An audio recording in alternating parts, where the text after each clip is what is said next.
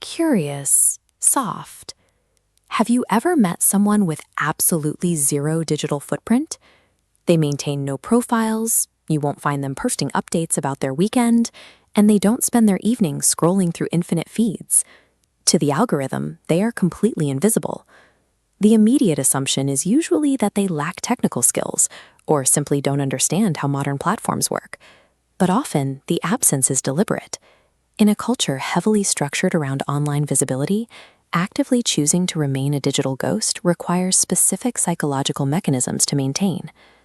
To understand why someone walks away, we have to look at the baseline norm they are leaving behind, the attention economy, and specifically the dopamine-driven feedback loop. This cyclical flowchart breaks down exactly how social platforms capture human focus. A notification acts as the trigger that prompts an action, like opening the app. The variable reward arrives in the form of social validation, a few likes or comments, which guarantees you make a further investment of your time, restarting the entire cycle. Pushing the human brain through this cycle hundreds of times a day demands continuous context switching. Eventually, the engineered overstimulation strips away our capacity for sustained focus and creates chronic neurological fatigue. The digital ghost manages to bypass this entirely. Opting out means aggressively overriding the human desire for social belonging that these loops are explicitly designed to exploit. Disconnection usually starts with a breaking point. An individual notices their shortened attention span or realizes that digital noise is fracturing their ability to think clearly. The people who actually succeed in leaving share a distinct psychological trait, a strong internal locus of identity. This psychological model illustrates the difference. Someone with an external locus relies on the crowd, likes and comments, to feel secure. Someone with a strong internal locus possesses a solid core, generating their own self-worth. This naturally creates a protected cognitive space for deep, uninterrupted thought. A standard user often feels an experience isn't complete until it has been documented and perceived by others. The offline mind experiences the event, processes it internally, and requires no audience to prove it happened. Living this way requires daily effort.